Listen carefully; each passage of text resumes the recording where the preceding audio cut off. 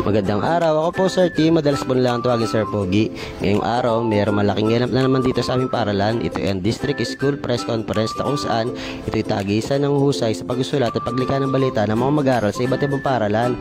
Siyempre, kinakailangan mo lang mag-register para malaman ang kanilang entries at categories sa salihan. At yan naman po ang mga guro na naghanda para may sikatapalan pati balak na ito. At yan ang pinaka-busy talaga sa lahat, ang punong abala si Ma'am Mary Jane.